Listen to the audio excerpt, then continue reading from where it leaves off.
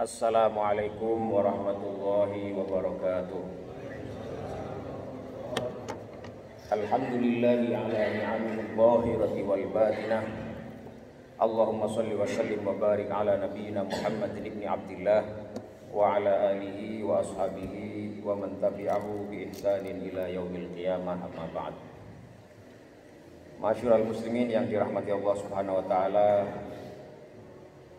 dengan senantiasa memuji dan bersyukur kepada Allah Subhanahu wa taala atas segala nikmatnya, baik yang terlihat maupun yang tidak terlihat, baik yang lahir maupun yang batin.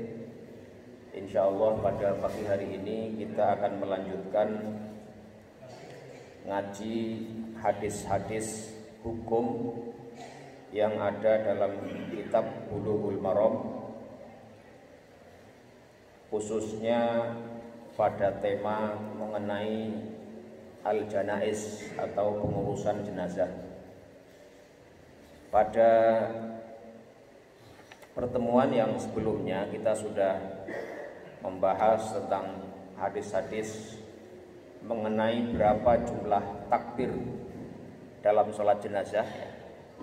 Meskipun yang masyhur dan populer dan biasa kita laksanakan itu 4 kali takbir dalam satu sholat itu, namun ada banyak riwayat yang menyebutkan takbir itu bisa berjumlah lebih dari itu, bisa 5, bisa 6, bahkan bisa sampai 7 ya. Khususnya ketika yang disolati adalah orang-orang mulia, orang-orang yang dianggap memiliki kontribusi dan jasa tertentu dalam dakwah Islam. Kita sudah bahas juga mengenai pembacaan surat Al-Fatihah yang seharusnya dibaca setelah takbir yang pertama dalam sholat jenazah. Nah, pada kesempatan pagi ini insya Allah kita akan memasuki hadis yang berikutnya, yaitu hadis ke-33. Langsung saja kita baca hadisnya. An Aufi ibni Malikin radhiyallahu anhu, dari sahabat Auf bin Malik radhiyallahu anhu. Qala, beliau mengatakan, shalla Rasulullah sallallahu alaihi wasallam ala janazatin. Bahwasanya Rasulullah sallallahu alaihi wasallam suatu ketika menyolati jenazah. Fahafidtu min du'aihi, maka aku menghafal atau mengingat dari doa yang beliau baca dalam sholatnya itu. Ini maksud dari fahafidtu min du'aihi, saya menghafal doa yang beliau baca dalam sholatnya itu. Itu bisa dimaknai bahwasanya memang Rasulullah Shallallahu Alaihi Wasallam sengaja memperdengarkan doa yang beliau baca untuk mengajari umatnya. Namun ada juga para ulama yang memaknainya bahwasanya Rasulullah SAW setelah itu mengajarkan kepadanya sehingga dia kemudian menghafalnya.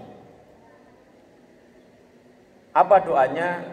Allahumma gfir lahu warhamhu wa'afihi wa'fu anhu wa akrim nuzulahu, dan seterusnya. Allahumma gfir lahu, Allahumma ya Allah, ighfir lahu, ampunilah untuknya, ampunkanlah untuknya. Kata ighfir lahu itu kata ghafara yaghfiru, itu artinya aslinya menutupi, ai satara yasturu. Jadi kalau kita minta dosa kita diampuni oleh Allah dengan kalimat Allahumma gfir li misalnya, itu artinya ya Allah tutuplah dosaku dan bebaskanlah aku dari siksa yang diakibatkan oleh dosa itu. Warhamhu, dan berilah rahmat kepadanya, dan kasihilah dia, berilah dia kasih sayang rahmatmu ya Allah. Wa'afihi, dan berilah dia afiyah. Afiyah itu artinya selamat dari segala hal yang berbahaya, segala hal yang membahayakan seseorang. Jadi kata afiyah itu lebih luas cakupannya daripada sehat. Jadi sehat wal afiyah. Kalau dalam bahasa kita as-sihah wal afiyah itu al-afiyah artinya dibebaskan dari segala hal yang tidak disukai atau membahayakan. Wa'fu anhu, dan hapuslah dosanya. Jadi kalau kita minta ampun sama Allah, itu bisa menggunakan kalimat Allahumma gfir, ya, bisa Allahumma afu. Maknanya bisa sama, bisa beda, ya. Intinya sama, yaitu minta ampun kepada Allah Subhanahu wa taala dari dosa yang dilakukan. Tapi kalau ditilik dari makna asalnya, makna asal daripada ghafara yaghfiru dengan afa ya'fu itu memiliki perbedaan.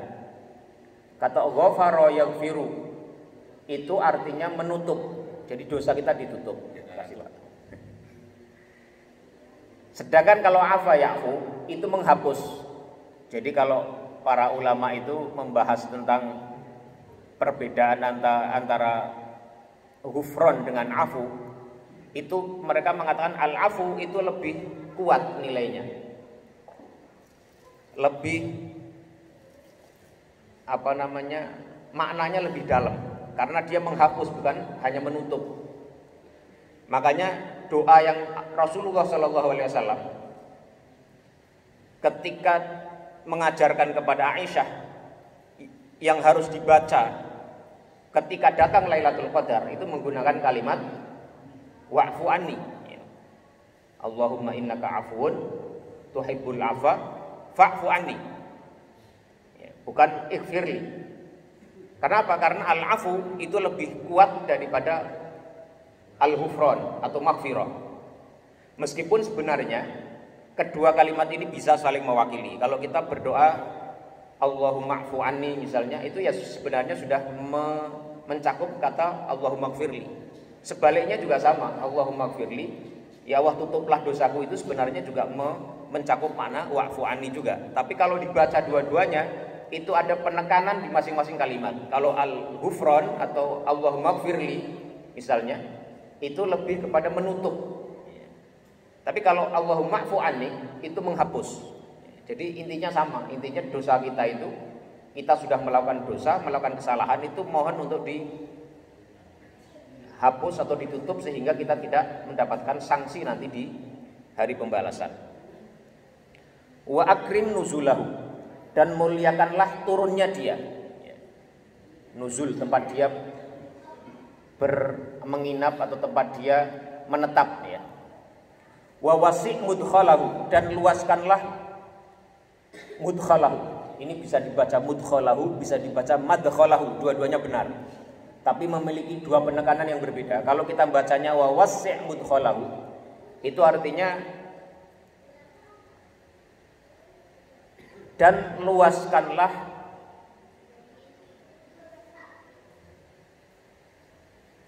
tempat dia masuk.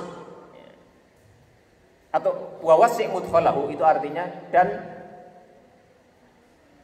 luaskanlah tempat masuknya dia di liang kuburnya itu. Jadi diminta diluaskan kuburnya. Atau wa wasi' madkhalahu, kalau kita bacanya mimnya itu dengan fathah, itu artinya adalah ya Allah luaskanlah jadi kalau wa wasi' madkhalahu bi fathil mim ai makanud dukhul wa huwal qabr. Jadi kalau kita membacanya wa wasi' madkhalahu, itu artinya ya Allah luaskanlah kuburnya, tempatnya dia masuk ke dalam liang lahat itu. Kalau dengan dhammah wa wasi' mudkhalahu, itu artinya adalah luaskanlah proses masuknya dia ke dalam kuburan itu. Jadi bisa dibaca wa wasi' mudkhalahu, bisa dibaca wa wasi' madkhalahu. Wagsilhu bil ma'i wa thalji wal barad, dan cucilah dia, bersihkanlah dia. Maksudnya dari dosa, bil ma'i dengan air, wasalji dan air salju atau air es, wal barodi dan air embun atau air yang hujan yang lebih keras, yang agak keras itu namanya al barod. Jadi ini untuk menegaskan permintaan membersihkan dari dosa dengan kalimat yang diulang-ulang, yang itu menunjukkan penguatan atas permintaan itu. Nah, pertanyaannya, kalau kita mencuci sesuatu, membersihkan sesuatu dengan air, itu biasanya air yang panas atau air yang hangat lebih bisa membersihkan daripada air dingin. Betul atau tidak, Pak? Kalau kita ada minyak misalnya, kena kotoran yang lengket, itu kalau kita membersihkan dengan air hangat atau air panas, itu kekuatan pembersihannya lebih kuat dibanding menggunakan air dingin.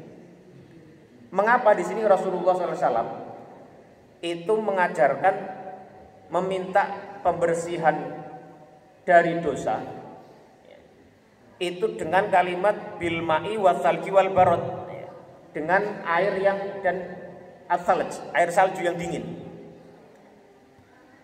Ini oleh sebagian ulama dibahas ya, mengapa seperti itu? Kalau ada jawaban yang menarik dari Ibnu Taimiyah, karena beliau mengatakan karena konteks doa ini adalah permintaan disucikan dari dosa, dan dosa itu pada dasarnya membawa nuansa panas. Kenapa? Karena dosa itu bisa mendatangkan sisa api neraka.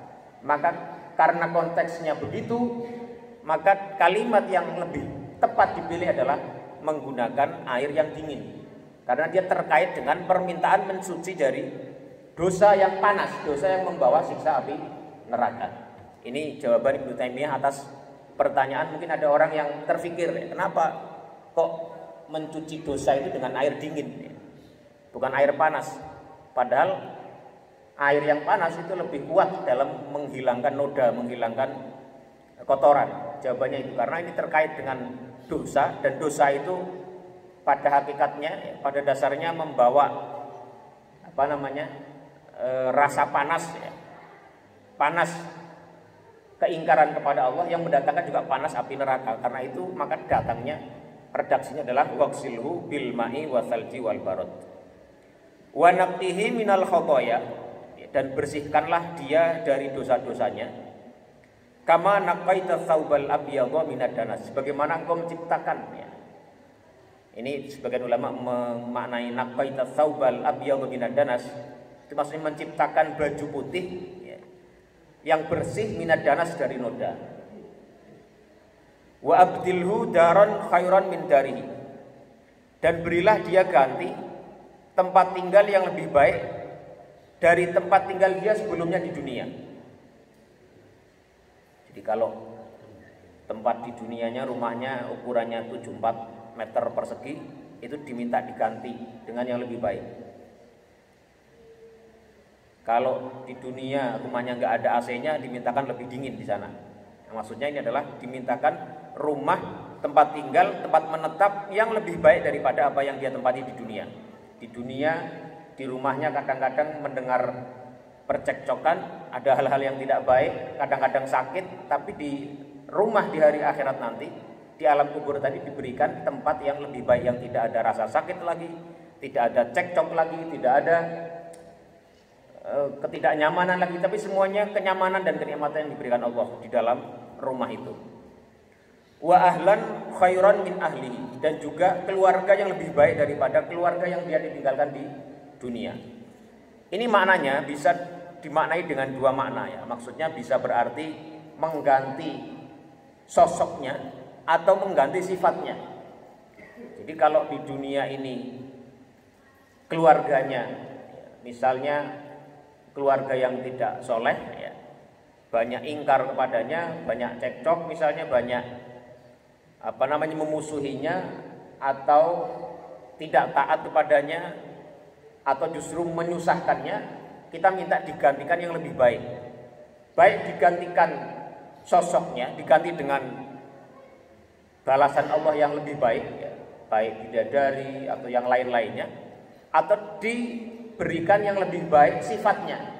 Jadi keluarganya sama sosoknya, istrinya masih sama, anaknya sama, masuk surga bareng-bareng, tapi diberikan yang lebih baik sifatnya. Kalau di dunia sesekali masih marah-marahan, sesekali masih diomelin misalnya, tapi di akhirat minta diberikan yang lebih baik, maksudnya meskipun sosoknya umpamanya sama, tapi sifatnya lebih baik. Tidak lagi ada omel-omelan, tidak lagi ada pertengkaran, tidak lagi ada ketidaktaatan dan seterusnya. Jadi kalimah wa abdilhu ahlan khairan min ahlihi, minta digantikan keluarga yang lebih baik daripada keluarga yang dia tinggalkan di dunia, itu bisa berarti dua, yaitu maksudnya adalah diganti sosoknya atau diganti sifatnya. Ini wa zaujan khairan min zaujihi, dan diberikan pasangan yang lebih baik daripada pasangan yang dia tinggalkan di dunia. Kalau mayitnya perempuan tentu wa zaujan khairan min zaujiha. Ya, kata zauj itu artinya pasangan. Dalam Al-Quran tidak ada disebutkan kata zaujah. Istri itu gak ada, ya pasangan. Kalau zaujnya dinisbatkan kepada laki-laki maka dia artinya istri. Kalau zauj dia nisbatkan kepada perempuan itu maksudnya suaminya. Ya. Ini doa agar dimintakan ganti nantinya di akhirat dengan pasangan yang lebih baik daripada pasangan yang dia tinggalkan di dunia. Ini juga bisa bermakna dua hal. Ya. Bisa maksudnya adalah digantikan sosoknya atau digantikan sifatnya.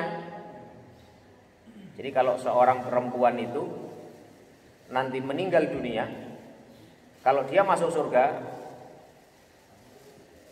maka yang akan menemani dia adalah suami terakhirnya. Ini menjadi salah satu sebab mengapa Ummul Mukminin radhiyallahu anhunna, para ibunda kita, istri-istri Rasulullah SAW itu tidak boleh dinikahi oleh orang lain setelah beliau, karena suami yang terakhir itu adalah yang akan menemaninya di surga nanti. Kalau dua-duanya masuk surga, misalnya ada seorang istri pernah bersuami, suami yang pertama meninggal, suami yang kedua meninggal, nikah lagi, suami yang ketiga meninggal lagi, tiga-tiganya masuk surga. Dan perempuan ini masuk surga juga, maka perempuan ini nanti akan menjadi pasangan dari suami yang paling terakhir. Jadi kalau kita punya istri, kalau kita masih bikin bareng, ya nggak nikah lagi. Ini karena seorang istri tidak boleh dirangkep lebih dari satu laki-laki. Ini ya. Ini didasarkan kepada hadis Rasulullah SAW, sebuah hadis sahih di mana beliau pernah bersabda, al mar'atu li akhiri azwajiha, bahwasanya seorang perempuan itu milik ya, atau menjadi istri daripada suami terakhirnya. Ini. Waqtihi wa adkhilhul jannata, dan masukkanlah dia kepada surga, ke dalam surga. Waqtihi, dan lindungilah dia, selamatkanlah dia. Fitnatal qabri, dari fitnah kubur. Fitnah kubur itu maksudnya adalah pertanyaan di kubur. Di alam barzakh nanti ada pertanyaan, ujian dari malaikat untuk membuktikan keimanan seseorang setelah kematiannya. Wa adzaban nari, dan juga lindungilah dia, selamatkanlah dia dari azab kubur. Al haditsu rawahu Muslim, hadis ini diriwayatkan oleh Imam Muslim. Jadi hadis yang ke-33 ini menunjukkan contoh ya, doa yang Rasulullah SAW baca dalam sholat jenazah ini. Nah, hadis ini menjadi dalil ala masyru'iyyati ad-du'a'i lil mayyiti. Hadis ini menjadi dalil disyariatkannya kita membaca doa untuk mayit. Kapan itu dibaca? Dibaca setelah takbir yang ketiga. Nah, mengenai membaca doa setelah takbir yang keempat, itu para ulama berbeda pendapat. Ada sebagian yang menyatakan disunahkan atau disyariatkan membaca doa setelah takbir yang keempat. Ada yang menyatakan tidak. Makanya kalau kita ngikuti sholat jenazah di beberapa tempat itu macam-macam. Ada yang setelah takbir yang ketiga, Allahu Akbar, dia baca doa. Doanya salah satunya yang tadi. Dan nanti ada hadis yang setelahnya juga. Setelah takbir yang keempat, itu langsung salam. Allahu Akbar, terus Assalamualaikum warahmatullahi wabarakatuh, langsung. Tapi ada juga yang diam dulu, agak lama. Dia baca doa. Karena memang dalam mazhab fikih itu ada pendapat yang menyatakan setelah takbir yang keempat itu perlu baca doa lagi, bisa mengulang doa yang sama dengan doa yang dibaca setelah rakaat ketiga, atau membaca doa-doa yang lainnya, tapi bisa juga tidak. Dan ini tausiah, ada keluasan ya, boleh baca doa, boleh tidak. Ini ya, silahkan saja. Kalau imamnya diam agak lama, daripada kita diam pikiran kemana-mana, ya baca doa saja. Mengulang-ulang Allahumma ghfir lahu warhamhu wa'afihi terus begitu gak apa-apa juga. Yang penting jangan sampai kita kemudian tidak khusyuk gara-gara diem lama. Jadi sekali lagi membaca doa itu yang pertama adalah dilakukan setelah takbir yang ketiga, dan setelah takbir yang keempat itu ada ikhtilaf ya, bisa baca doa bisa tidak. Ini. Kemudian hadis ini juga menjadi dalil bahwasanya ala annal mayyita yantafi'u bidu'ai lahu. Bahwasanya mayit, jenazah itu bisa mendapatkan manfaat dari doanya orang yang hidup. Jadi seorang mayit, seorang yang sudah meninggal itu bisa mendapatkan manfaat dari orang yang masih hidup. Salah satunya dengan doanya itu. Mengenai hadiah pahala kita sudah beberapa kali singgung ya. Ada ikhtilaf para ulama, tapi yang rajih tampaknya adalah yang menyatakan bisa memberikan hadiah pahala, khususnya kalau itu berupa sedekah atau bacaan Al-Quran. Dan demikian pula dengan doa. Kalau doa itu tidak bisa memberikan manfaat kepada mayit, tentu Rasulullah tidak akan mengajarkannya. Karena diajarkan itu menjadi bukti, menjadi dalil bahwasanya mayit itu bisa mendapatkan manfaat dari doanya orang yang hidup. Ini. Kemudian kalau yang meninggal itu adalah seorang mayit bayi ya, yang belum mukallaf, belum baligh, belum mendapat kewajiban untuk melakukan kewajiban dalam agama ini, sehingga dia tidak punya dosa karena dia belum mukallaf. Itu bagaimana? Itu ada riwayat ya, yang menyebutkan ada doa khusus yang bisa dibacakan untuk mendoakan seorang mayit yang meninggal sebelum masa balighnya. Itu bukan Allahumma ghfir lahu warhamhu lagi, tapi ada doa. Tapi doa-doa itu tidak ada sandarannya dalam sunnah ya. Tidak ada hadis sahih yang mencontohkan itu. Tapi ini ijtihad para ulama dan hampir semuanya sepakat ya, tidak ada perdebatan setelah itu. Yaitu doanya yang seperti kita kenal itu ya, Allahumma ij'alhu faratan wa salaman wa dzufran dan semisalnya. Itu adalah doa yang tidak disebutkan dalam hadis ya, tapi masyhur di kalangan para ulama dan tidak ada yang menentangnya. Dan itu doanya yunasibul maqam, sesuai dengan keadaan itu. Karena apa? Karena memang dipahami oleh semua ulama bersepakat kalau seorang anak kecil itu sebelum dia balik, dia meninggal, maka dia tidak punya dosa. Maka doanya tidak lagi memintakan ampun untuk dia, tapi Allahumma ij'alhu faratan wa salafan wa dzufran li abawayhi dan seterusnya. Intinya adalah memintakan doa agar anak ini menjadi faratan. Al-farat itu ma yataqaddamuhul insan au yasbiquhu, sesuatu yang mendahului seseorang. Itu namanya farat. Al-farat. Jadi maksudnya adalah kita minta doa kepada Allah Subhanahu wa taala agar si anak ini mendahului bapaknya masuk surga dulu. Karena dia kan belum punya dosa, dimasukkan ke dalam surga yang nantinya bisa menarik bapaknya atau ibunya dan ibunya. Jadi doanya itu Allahumma ij'alhu faratan wa salafan wa dzufran li abawayhi. Ini. Ada juga riwayat ya dalam Sahih Bukhari, tapi ini tidak sampai kepada Rasulullah, hanya riwayat dari seorang tabi'in namanya Al-Hasan Al-Basri. Itu beliau mengucapkan doa, kalau yang meninggal itu anak kecil, Allahumma ij'alhu lana faratan wa ajran wa salafan. Ya Allah, jadikanlah anak yang meninggal itu menjadi tadi salaf, ya, faratan ya, yang mendahului kita masuk surga dulu, wa ajron, dan menjadi simpanan pahala bagi kami khususnya kedua orang tuanya, ya. Wa salafan, dan juga yang mendahului pahala itu nantinya di surga nanti. Jadi sekali lagi doa ini tidak ada sandarannya dalam sunnah. Paling banter itu adalah riwayat daripada tabi'in. Tapi itu sudah disepakati para ulama. Itu dijadikan sebagai doa yang dibaca ketika yang meninggal itu adalah anak kecil. Jadi kalau kita misalnya nggak hafal doanya, ya kita baca doa dalam hati ya, ketika setelah takbir itu, ya Allah jadikanlah si anak yang meninggal ini sebagai pahala ya, dan sebagai orang yang mendahului kedua orang tuanya di surga. Itu kira-kira begitu kurang lebih ya. Tapi ada juga riwayat, ya, ada seorang tabi'in juga namanya Sa'id bin Musayyib, itu beliau pernah meriwayatkan dari Abu Hurairah bahwasanya Abu Hurairah itu pernah berdoa atas seorang bayi yang meninggal ketika baru lahir, itu Allahumma a'idhu min azabil qabri, ya Allah lindungilah dia dari azab kubur.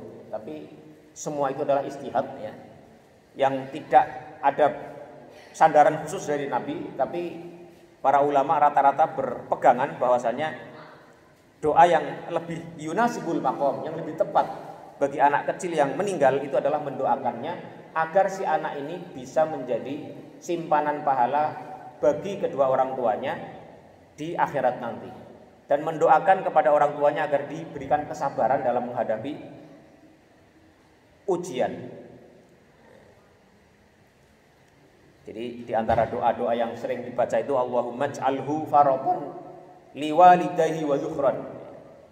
Ya Allah jadikanlah si anak yang meninggal ini sebagai tadi yang mendahului masuk surga, liwalidayhi bagi kedua orang tuanya, wa dzukran dan simpanan pahala, wa syafi'an mujaban dan pemberi syafaat yang bisa mendatangkan syafaat nanti. Syafaat itu artinya memberikan pertolongan. Jadi dengan adanya anak kecil yang meninggal, jadi memang dunia ini kan darul bala, tempatnya ujian.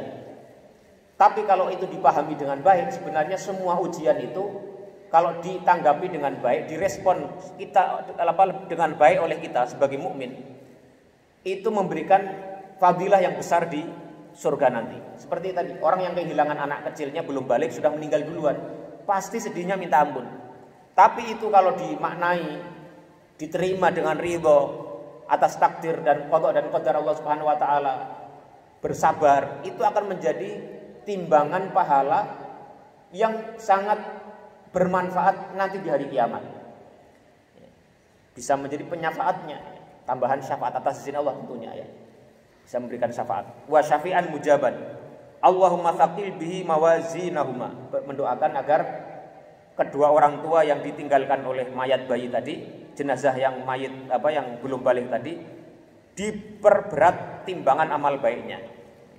Wa a'zim bihi ujurahuma, dan beratkanlah, agungkanlah, besarkanlah pahala keduanya, dan seterusnya. Ini ya.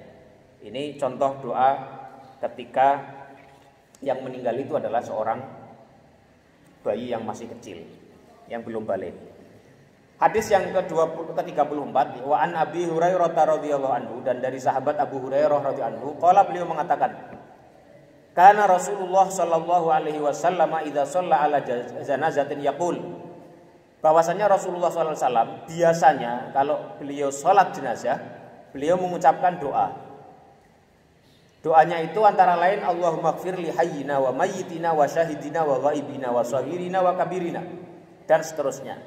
Beliau berdoa Allahumma ighfir li hayyina, ya Allah ampunilah bagi orang-orang yang masih hidup di antara kami, wa mayyitina, dan orang-orang yang meninggal di antara kami, wa syahidina, dan orang-orang yang hadir ya, bersama kami saat ini, wa ghaibina, dan orang-orang yang tidak hadir bersama kami, wa shaghirina, dan orang-orang yang masih kecil di antara kami, wa kabirina, dan orang-orang yang sudah besar di antara kami, wa dzakarina, dan para kaum laki-laki kami, wa unsana, dan kaum perempuan kami.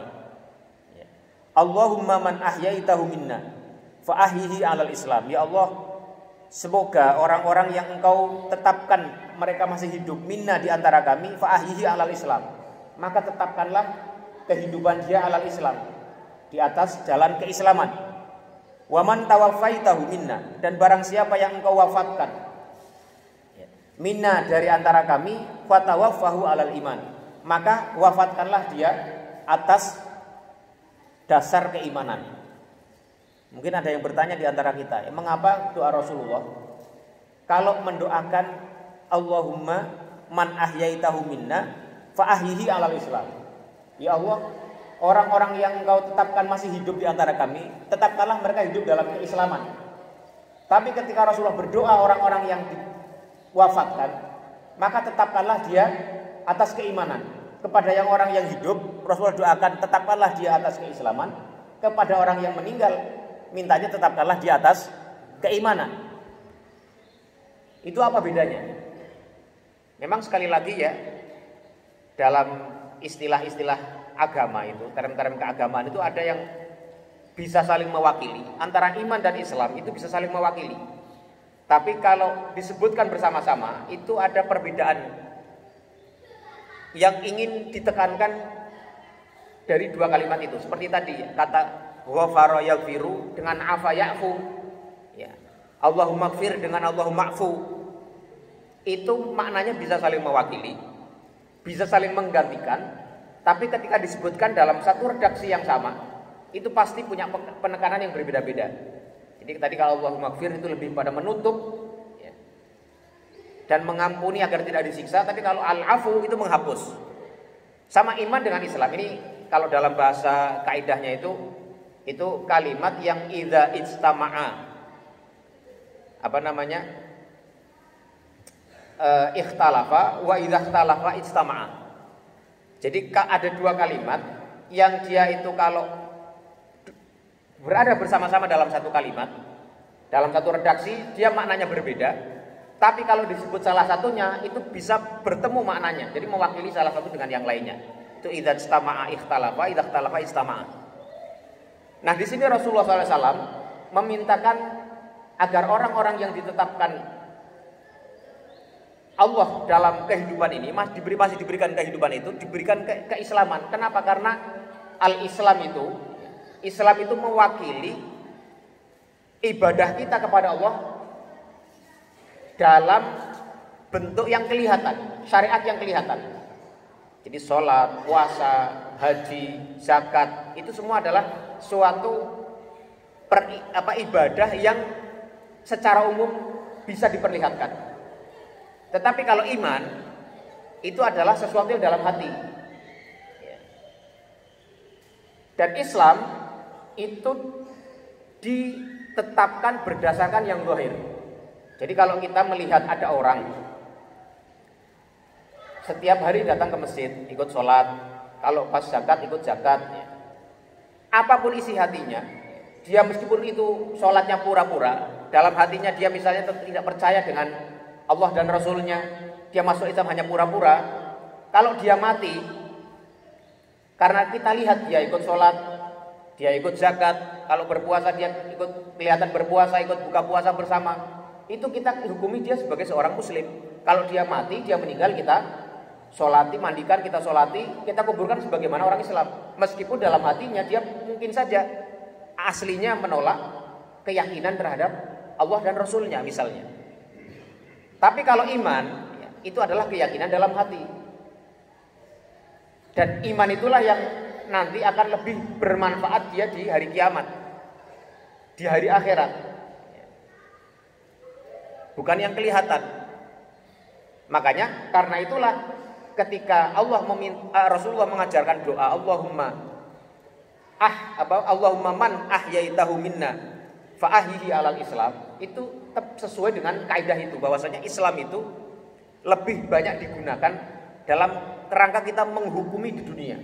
Hukum dunia itu adalah sesuai dengan apa yang terlihat. Makanya kalau ada orang ketika salah seorang sahabat yang membunuh seorang musyrik dalam peperangan, dia membaca syahadat, karena dia bersyahadat, mengucapkan kalimat syahadat, itu dia dihukumi sebagai seorang muslim. Meskipun itu tidak diketahui dia membaca syahadat itu, mengungkapkannya itu hanya untuk pura-pura saja agar dia selamat dari tebasan pedang itu, atau memang benar-benar datang dari hatinya. Itu. Jadi kalau orang sudah bersyahadat, mau syahadatnya itu bohongan atau tidak, sungguh-sungguh apa tidak, maka dia dihukumi sebagai seorang yang muslim. Hukum di dunia akan ditetapkan sebagaimana dia orang muslim pada umumnya.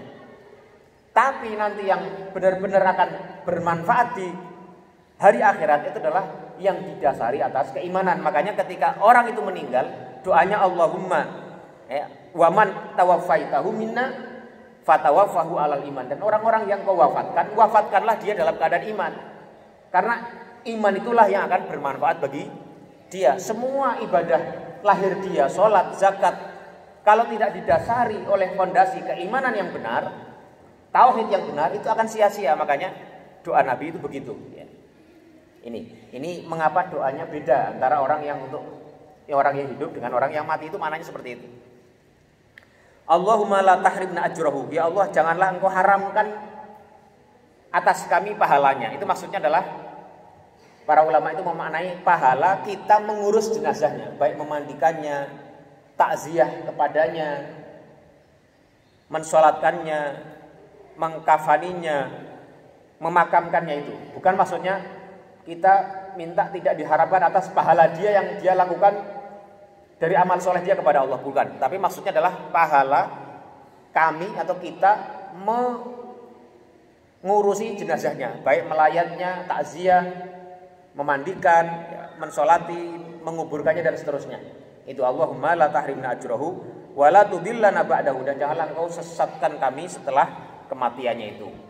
Rawahu Muslimun, hadis ini riwayat Imam Muslim wal arba'ah, dan 4 imam yang pemilik kitab sunan. Kalau Ibnu Hajar dalam kitabnya ini menyebut al-arba'ah, itu maksudnya ashabus sunan, yaitu Sunan Abu Dawud, Sunan Tirmidzi, Sunan Abu Dawud, Sunan Nasa'i, dan Sunan Ibnu Majah. Ini. Jadi di hadis yang ke-23 dan 24 ini, dua-duanya Rasulullah SAW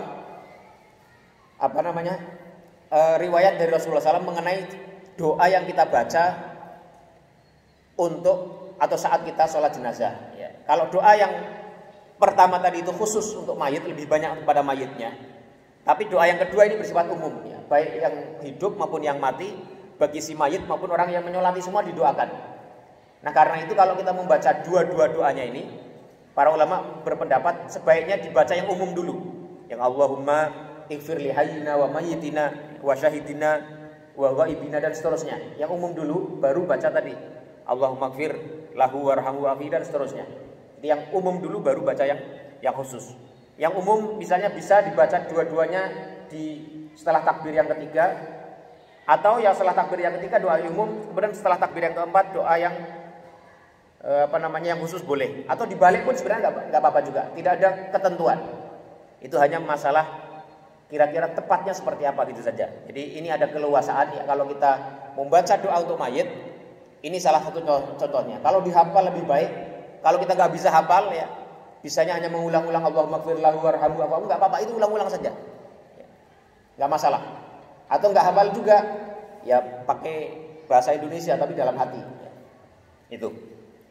Ini contoh-contoh doa yang diajarkan oleh Rasulullah SAW ketika kita menyolati jenazah. Ini. Silakan kalau ada yang ingin bertanya atau menyampaikan pandangannya sebelum kita lanjut. Kalau tidak ada kita lanjut ya. Hadis yang ke-35. An Abi Hurairah radhiyallahu anhu, dari sahabat Abu Hurairah radhiyallahu anhu. Annan Nabiyya sallallahu alaihi wasallam qol, bahwasanya Rasulullah bersabda, "Idza shallaitum 'alal mayyiti fa akhlisu lahu du'a." Kalau kalian salat mayit, maka ikhlaskanlah baginya doa kalian. Fa akhlisu lahu du'a. Rawahu Abu Dawud wa shahhahahu Ibnu Hibban. Hadis ini riwayat Abu Dawud dan disahihkan oleh Ibnu Hibban.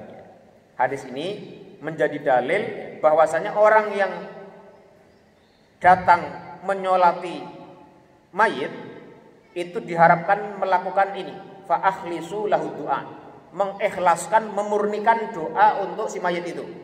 Itu maknanya apa? Para ulama ada yang memaknai bahwasanya akhlisu lahu du'a itu adalah benar-benar ikhlas minta kepada Allah untuk kebaikan si mayit. Jadi maksudnya adalah mengikhlaskan dari selain Allah, ya, tujuan selain Allah dalam berdoa itu. Kalau kemarin ada yang bertanya mengenai gimana kalau ada sebagian orang yang sholat jenazah itu dikasih imbalan. Itu tadi ya, pada dasarnya memberikan hadiah itu boleh-boleh saja. Kepada siapapun kita boleh memberi hadiah pada dasarnya. Tapi itu bisa menyeret seseorang kepada justru tidak ikhlas ya. Dan justru tidak bermanfaat untuk si mayit kalau orang yang datang itu tidak ikhlas hanya karena mengharapkan balasan. Karena apa? Karena yang akan bermanfaat untuk si mayit itu adalah kalau orang yang datang itu menyolatinya, mendoakannya dengan ikhlas. Nah, makna yang kedua itu maksudnya adalah mengikhlaskan itu mengkhususkan doa untuk si mayit. Ini. Ya. Jadi maksudnya itu adalah di dalam sholat jenazah kita itu kita mengkhususkan doa untuk si mayit. Saya tadi misalnya mendoakan Allahumma gfir lahu warhamhu wa'afihi wa'anhu. Mendoakan khusus untuk si mayit itu bagian dari yang diperintahkan oleh Rasulullah SAW ketika kita sholat mayit. Ini. Jadi idza shallaitum 'alal mayyiti, kalau kalian semua menyolati mayit, menyolati jenazah, fa akhlisu lahu du'a, maka ikhlaskanlah ya, baginya, bagi si mayit itu doa-doa kalian. Itu maknanya dua hal tadi. Jadi mengikhlaskan dari meminta, mengharapkan kepada selain Allah. Yang kedua mengkhususkan doa yang khusus untuk si mayit. Ini makna daripada fa akhlisu lahu du'a. Ini. Mungkin ada yang bertanya ya, bagaimana dengan doa setelah sholat mayit, setelah sholat jenazah? Jadi setelah sholat jenazah itu aslinya tidak ada doa khusus. Jadi Nabi dan para sahabat itu setelah sholat jenazah itu nggak ada doanya. Doa itu ya pada saat sholat jenazah itu aslinya begitu. Dan memang sholat itu ya untuk mendoakan. Dan sholat itu isinya doa. Ya, selain Al-Fatihah sebagai muqaddimah ya, sebagai bagian dari sholat itu, rukun sholatnya. Ya. Kemudian baca sholawat, kemudian doa. Ya doa itu dicurahkanlah di situ sebenarnya. Jadi sekali lagi, doa setelah sholat jenazah itu aslinya tidak dicontohkan. Kalau kita ditanya boleh enggak? Ya jawabannya seperti tadi, tidak ada contohnya. Tapi kalau ada orang melakukannya ya, kalau saya pribadi umpama ditanya begitu ya doa itu kan boleh kapan saja.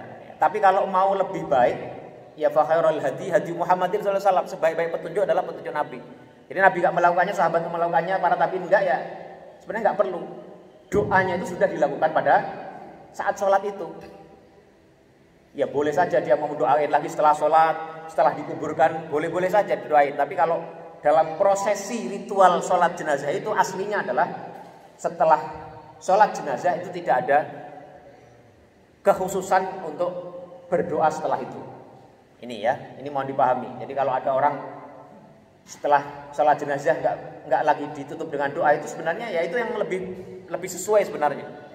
Tapi kalau ada yang mendoakan, apakah bid'ah apa enggak? Kalau saya cenderung tidak menyebutnya sebagai bid'ah, tapi ya kalau mau lebih baik, ya contohnya tidak ada doanya setelah sholat. Itu wallahu a'lam bishawab. Ya, itu. Ada yang bertanya atau memberikan pandangannya sebelum kita lanjut? Ya.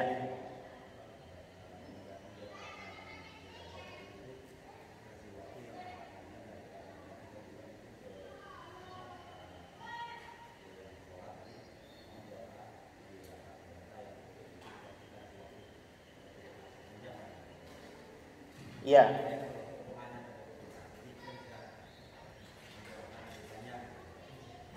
Ya, itu tergantung dari itunya ya, tergantung dari imamnya ya. Imamnya kalau dia mendoakan dengan cukup tadi, misalnya doa yang kayak tadi itu lengkap dua dari yang dibaca, ya kira-kira itu membutuhkan waktu 2 sampai 3 menit mungkin ya.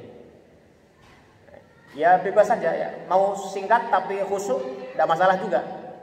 Ya itu tergantung lah, kayak kita sholat ya, mau panjang mau pendek itu pilihan. Jadi tidak harus ya. Maupun pendek misalnya sebentar tapi benar-benar kita lebih ikhlas, ya baik-baik saja. Panjang kalau malah kita kehabisan doa jadi bingung membaca apa, malah ngelamun kesana kemari, ya itu nggak baik juga. Jadi itu diserahkan kepada masing-masing ya. Maksudnya kalau panjang ya ternyata imamnya panjang memberi jedanya ya, karena dia doanya panjang, ya kita jangan sampai kemudian diem ya.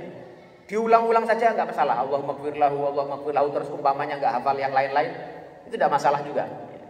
Allahumma gfir lil muslimin wal muslimat juga boleh saja.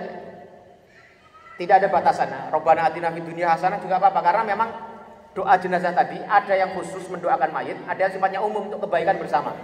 Jadi intinya adalah berdasarkan itu, kalau kita mencontoh yang tadi itu baik, ya, tapi enggak pun doa apapun yang meminta kebaikan itu baik-baik saja. Yang pasti adalah kita jangan lupa memintakan kebaikan yang khusus kepada si mayit tadi. Selain doa yang umum, misalnya mau Rabbana atina fid dunya hasanah wa fil akhirati hasanah, itu kan permintaan untuk kita semuanya, ya.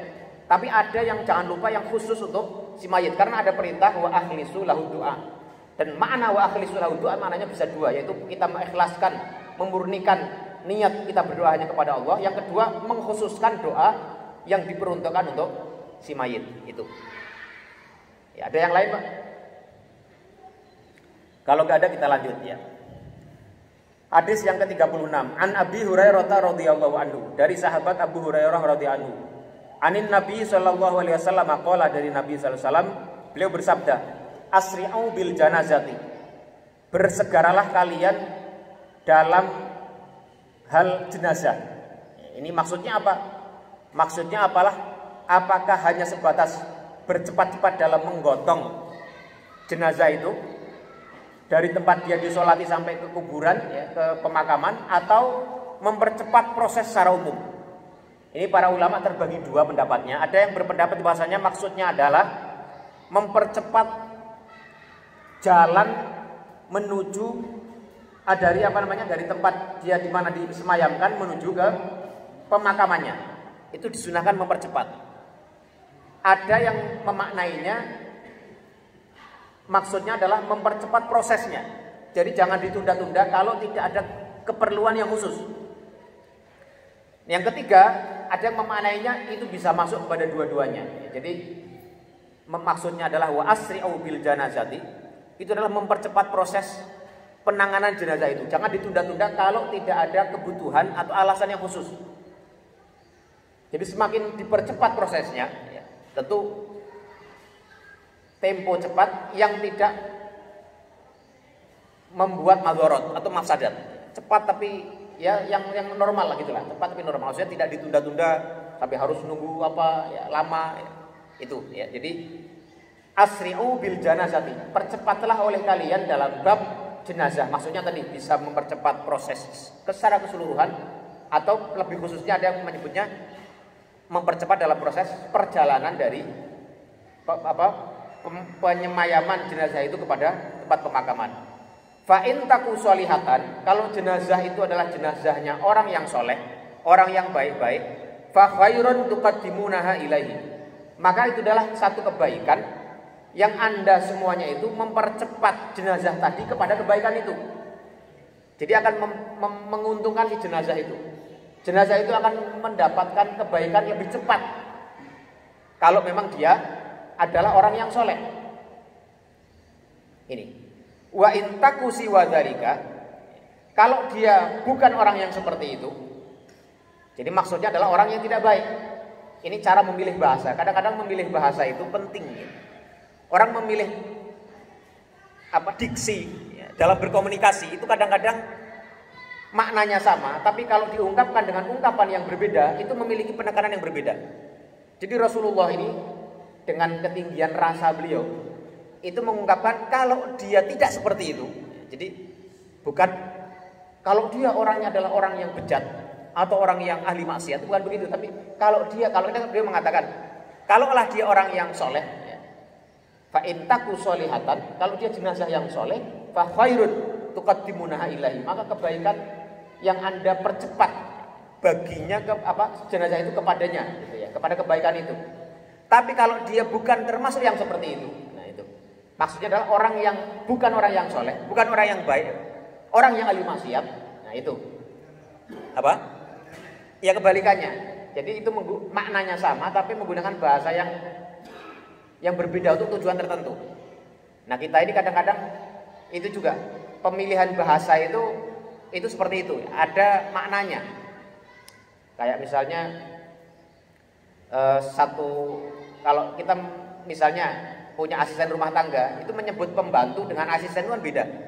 Maknanya sama, ya, asisten itu artinya yang membantu. Tapi kalau pembantu itu kayaknya agak kasar misalnya, ya. Tapi disebutnya asisten, akhirnya asisten rumah tangga, itu menghaluskan. Atau misalnya marbot, akhirnya disebut khadim, khadimul masjid.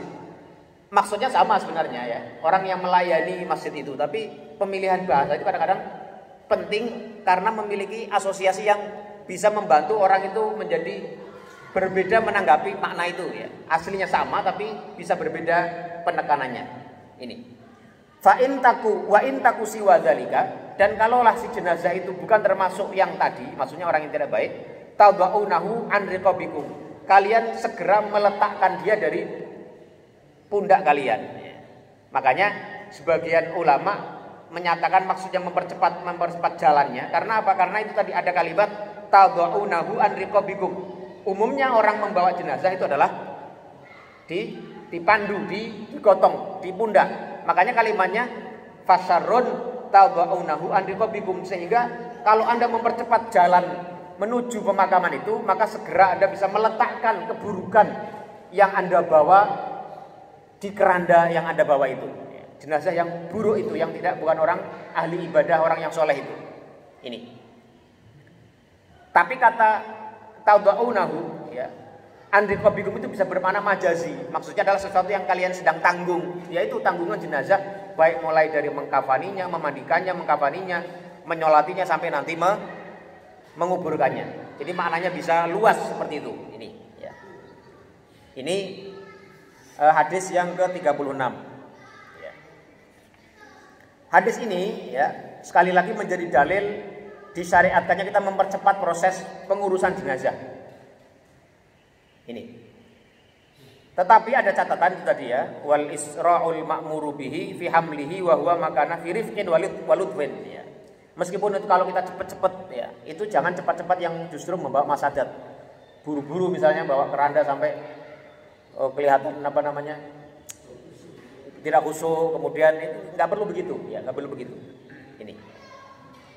Nah, kemudian ya, hadis ini juga menjadi dalil ya, bagi sebagian ulama yang mengatakan sunnahnya jenazah itu diusung dengan membawanya di atas pundak. Jadi makanya kalau kita baca pembahasan fikih itu sebagian memakruhkan membawa jenazah dengan kendaraan. Apalagi kalau jaraknya memang jarak yang dekat. Itu ada pembahasannya. Karena tadi ada kalimat dari Nabi fasyaru tadaunahu an riqabikum tadi. Karena memang anjurannya adalah membawa jenazah itu ya dipanggul, dipikul itu. Tapi wallahu alam ya, ini bisa diperdebatkan lah apakah memang harus begitu atau ya sifatnya mana saja yang mudah ya. Mengapa? Mereka berargumen bahwasanya membawa keranda, membawa jenazah dengan pundak itu karena kalau digotong seperti itu menambah ibroh ya. Jadi kalau dibawa pakai keranda jalan ya, itu kan akan banyak dilihat orang.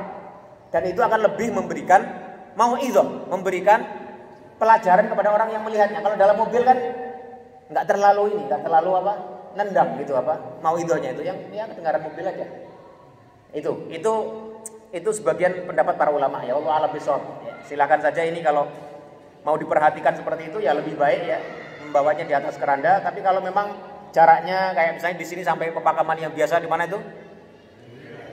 Nah, Kali Mulia itu ya, kalau pakai jalan kaki mungkin bisa setengah jam kali ya, lebih mungkin ya. Ya udah pakai mobil aja.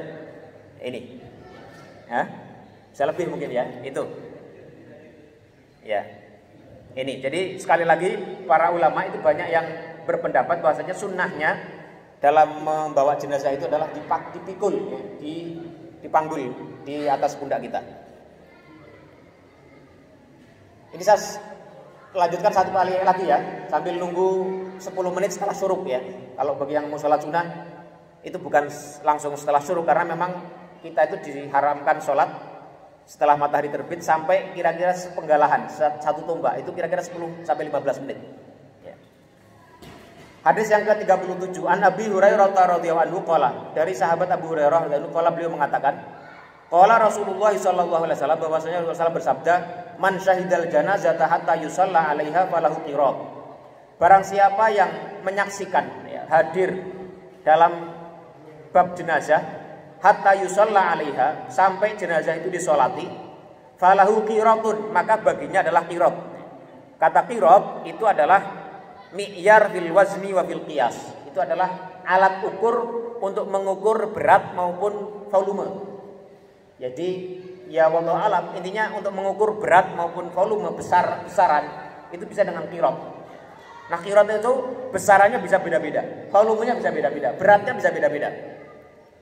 Nah, Rasulullah SAW bersabda di sini, barang siapa yang menyaksikan atau menghadiri prosesi jenazah sampai dia disolati, dia bertakziah sampai dia disolati, falahu qiratun, maka baginya adalah pahala qirat, satu qirat.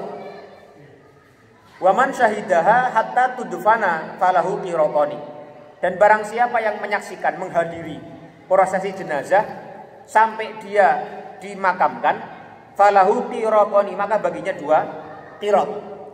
Faqila, ya, qila ditanyakan ya kepada Rasulullah, wa mal qiratani. Dan apa itu qirat ya Rasulullah? Ya, qiratani itu apa, seperti apa ya Rasulullah? Rasulullah menjawab, qala mithlul jabalaini al-azimaini. Sebagaimana 2 gunung yang besar, 2 gunung yang agung. Jadi 1 qirat itu sebesar gunung yang besar, ya, atau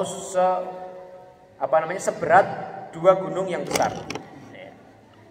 Jadi kalau 1 qirat itu 1 gunung yang besar, 2 qirat sebesar atau seberat 2 gunung yang besar. Muttafaqun alaih, hadisnya diriwayatkan oleh Imam Bukhari dan Muslim. Wali Al-Bukhari, ya, dan riwayat dalam Sahih Bukhari itu beliau meriwayatkan ya, man tabi'a janazata muslimin imanan wa ihtisaban wa kana ma'ahu hatta yusalla 'alaiha wa yufragha min dafniha fa innahu yarji'u bi qirataini kullu qiratin mithlu uhudin. Nah, ini riwayat lain dari Sahih Bukhari, barang siapa yang mengikuti jenazah seorang muslim dengan penuh keimanan dan ihtisab, hanya mengharapkan pahala dari Allah Subhanahu wa taala saja, balasan dari Allah Subhanahu wa taala, wa kana ma'ahu hatta yusalla 'alaiha, dan dia terus bersama jenazah itu, maksudnya mengikuti prosesinya itu, hatta yusalla 'alaiha, sampai dia disolati, wa yufragha min dafniha, dan sampai selesai dimakamkan, fa innahu yarji'u bi qirataini, maka dia akan kembali ke rumahnya dengan pahala 2 qirat. Kullu qiratin mithlu Uhudin, setiap 1 qirat itu sebesar gunung Uhud. Ini hadis yang ke-37. Hadis ini menjadi dalil mengenai keutamaan ya kita mengikuti, menghadiri prosesi jenazah ya. Keutamaan ya mengikuti prosesi jenazah, baik mentakziahinya. Kalau ada yang bisa memandikannya meskipun tidak ada hadis yang pas yang tegas mengenai pahalanya, tentu dia dapat pahala yang lebih dibanding orang yang tidak memandikannya ya. Kemudian menyolatinya dan sampai memakamkannya. Itu dijanjikan oleh Rasulullah SAW mendapatkan pahala kalau sampai sholat saja 1 qirat, kalau dia sampai pemakaman dia mendapatkan pahala 2 qirat ini. Mengapa itu baik sekali, ada keutamaan dalam pengurusan jenazah? Karena itu tadi ada pahala yang besar tadi. Yang kedua, itu memberikan dukungan moral kepada keluarganya. Jadi kalau semakin banyak orang yang datang, banyak orang menyolati, pasti keluarganya lebih bahagia. Dan itu sebuah kebaikan tersendiri yang akan memberikan dukungan kepada orang yang ditinggalkan oleh jenazah tadi. Kemudian juga itu memberikan bantuan ya, kalau kita membantu meringankan oleh beban yang ditanggung oleh keluarga si mayit. Kemudian yang terakhir adalah itu juga lebih bisa memberikan mau'idhah, memberikan ibrah kepada orang yang menghadiri prosesi jenazah tadi. Pasti akan lebih merasa mendapat nasihat dengan adanya kematian yang dia hadiri itu. Dan itu bisa melembutkan hati kita dan bisa lebih mengingatkan kita kepada akhirat ini. Kemudian hadis ini juga menjadi dalil ya mengenai pentingnya kita untuk menegaskan keimanan dan keikhlasan kita dalam menjalankan semua itu. Karena tadi dalam riwayat Sahih Bukhari itu ditegaskan imanan wa ihtisaban, penuh dengan keimanan dan ihtisab. Jadi kalau dia mengikuti itu bukan karena iman wahtisaban, bukan karena keimanan dan hanya mengharapkan balasan dari Allah Subhanahu wa taala saja, maka ya kirot yang dijanjikan itu ya bisa lepas, tidak bisa dia dapatkan. Ini barangkali ini saja. Sebelum kita tutup, barangkali ada yang ingin menambahkan, bertanya atau menyampaikan pandangannya, silakan. Ya, ini Pak Triato dulu tadi, angkat tangan dulu ya. Silakan. Waalaikumsalam warahmatullahi wabarakatuh.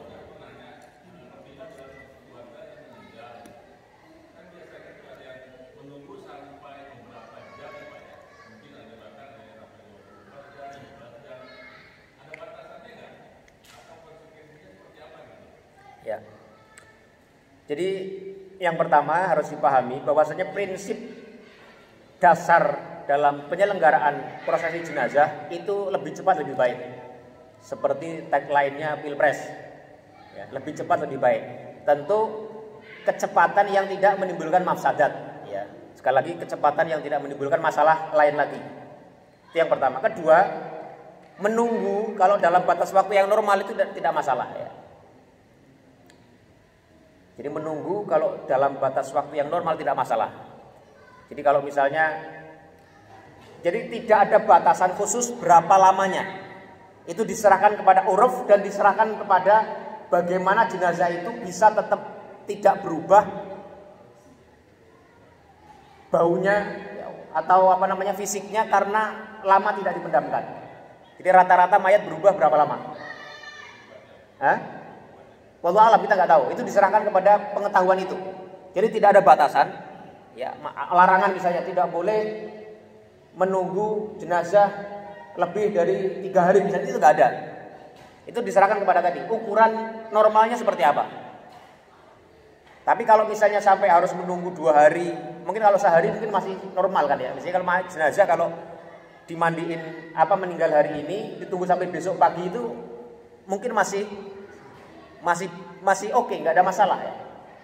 Tapi itu nanti menyalahi anjuran untuk bersegera mengurus jenazah, termasuk memakamkannya. Makanya kalau ada keluarga yang masih hitungannya di luar kota, bisa dalam 4-3 jam, ya 5 jam sampai nanti sore, meninggalnya pagi sampai sore, ditunggu tidak apa-apa. Tapi kalau sampai besok misalnya, meskipun tidak ada kekhususan larangan seperti itu, itu kita mengikuti anjuran tadi, sebaiknya sebisa mungkin ya diberikan pemahaman saja. Kalau memang lama ya sudah. Apa? Afdalnya begitu, afdalnya lebih cepat. Meskipun Rasulullah SAW saja dulu terlambat sampai berapa? 2 hari kalau nggak salah ya, atau 3 hari Rasulullah. Tapi jasadnya seorang nabi kan tetap wangi, tetap tidak akan berubah ya.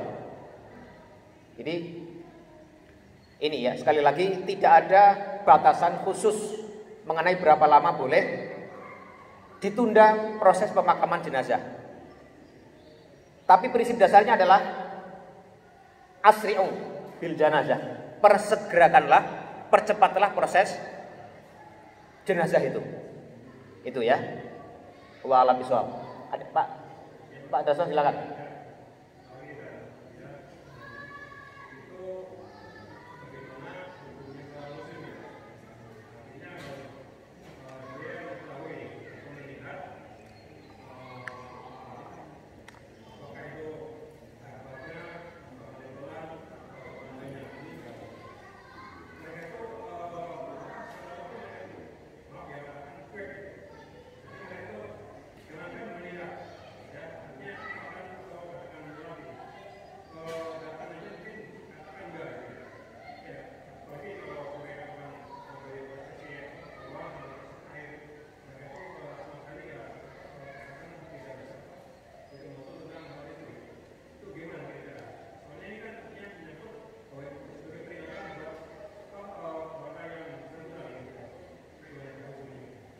Ya, kalau hukum mengurusi jenazah itu jelas hukumnya fardu kifayah. Ya, kalau sebagian orang sudah ada yang memprosesnya, melakukan pengurusan jenazah itu, maka itu kewajiban sudah gugur bagi orang-orang yang ada di sekitarnya. Sekali lagi, dalam bab kewajiban mengurus jenazah itu hukumnya fardu kifayah. Jadi kalau sudah ada yang mengurus, maka gugurlah kewajiban. tentu yang mengurus itu dia mendapatkan pahala yang besar karena dia menanggung kewajiban komunitas itu. Dia dapat pahala yang luar biasa. Ya, ini. Yang kedua, mengenai orang yang cuek misalnya tidak mau hadir, yaitu masing-masing diserahkan kepada dia dan Allah Subhanahu wa taala. Ya dia pertama tidak akan mendapatkan pahala, fadilah, keutamaan mendatangi, menghadiri prosesi jenazah tadi. Yang kedua, secara sosial juga dia tidak melakukan satu hal yang semestinya sebagai anggota masyarakat yang ada di situ.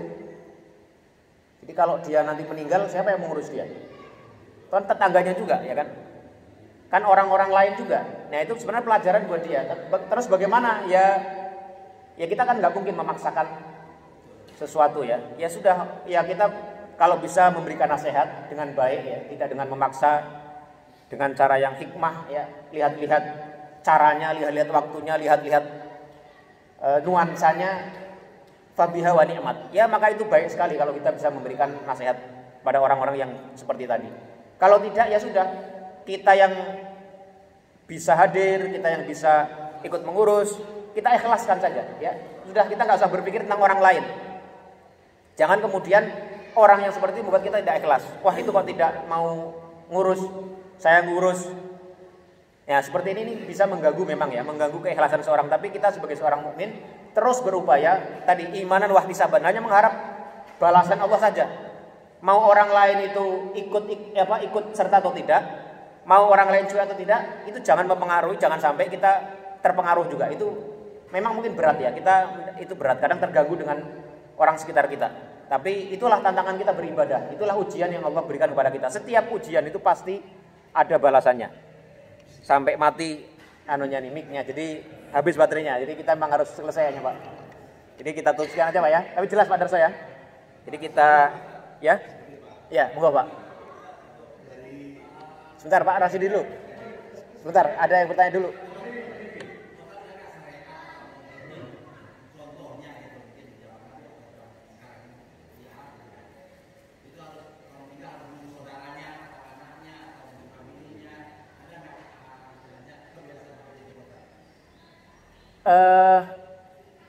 Wallahu alam ya, tapi Rasulullah sendiri itu beliau dimakamkan itu cukup lama ya, masa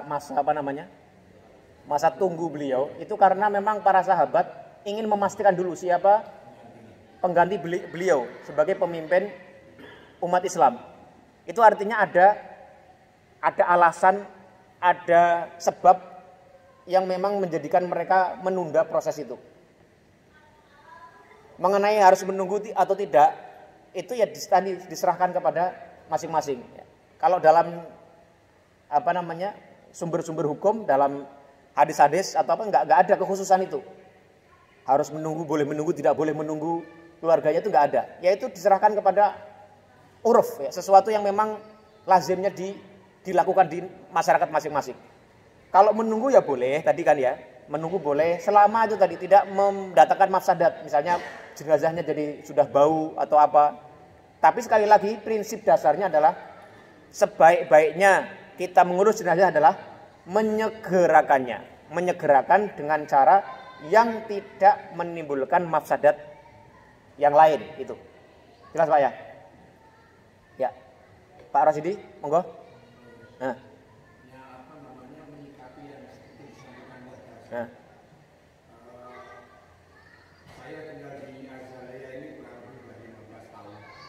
Jadi model seperti itu sudah ada. Jadi pengalaman dari macam-macam itu sudah ada. Yang pasti semua itu akan memetik apa yang kita tanam.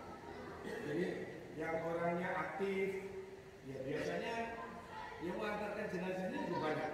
Tapi kalau orangnya pasif, cuek, ya yang mengantarkannya juga sedikit. Jadi nanti kita akan memetik apa yang kita tanam. Kita nggak perlu terlalu risau atau terganggu oleh orang yang cuek. Memang ya tadi biar kita tambah semangat aja, tambah kuat aja kalau mengurus saudara-saudara kerabat di lingkungan itu, tidak usah terlalu menghiraukan menjauhkan dari seperti itu karena mereka akan apa namanya mendapatkan apa yang mereka perbuat. Iya. Itu aja untuk menutup. Ya, terima kasih Pak Rasidi ya. Wa ma jazaa'ul ihsani ilal ihsan ya. Dan tidaklah balasan kebaikan selain kebaikan. Kebaikan itu selalu akan mendatangkan kebaikan, baik kebaikan di dunia maupun akhirat. Ya. Jadi tidak perlu ragu kalau kita berbuat baik itu lantas tidak diapresiasi, tidak dilihat, tidak dipuji orang, atau orang di sekitar kita justru berbuat sebaliknya, itu tidak pernah. Sebaiknya kita jangan sampai terganggu dengan itu ya. Karena tadi wa ma jazaa'ul ihsan ilal ihsan ya. Terima kasih Pak Rasidi. Ada yang lain? Ya.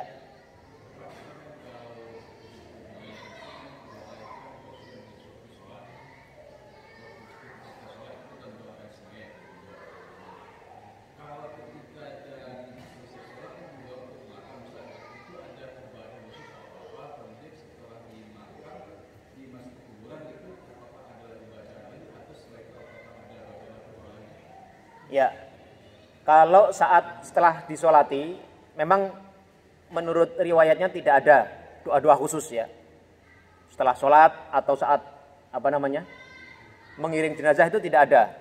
Tapi sekali lagi ya, doa itu bisa di kapan saja, tapi harus dipahami bahwa itu bukan sesuatu yang diharuskan atau disyariatkan. Ya. Mengenai setelah dimakamkan, itu nanti ada hadisnya. Tunggu tanggal mainnya, Pak.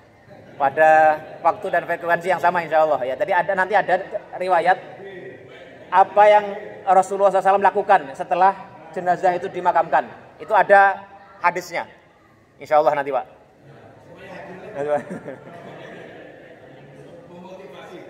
Ya, ada yang lain? Cukup ya. Saya mohon maaf kalau sampai terlambat hampir setengah jam ya. Mohon maaf mengambil waktunya. Mudah-mudahan ada manfaatnya untuk saya pribadi khususnya dan bapak-bapak semuanya. Yang benar semua dari Allah Subhanahu wa taala, yang salah adalah karena kebodohan dan keterbatasan saya sendiri. Wassallallahu ala nabiyyina Muhammadin wa ala alihi wa sahbihi wa sallama tasliman katsira. Subhanakallahumma bihamdika asyhadu an la ilaha illa anta astaghfiruka wa atubu ilaik. Wassalamualaikum warahmatullahi wabarakatuh.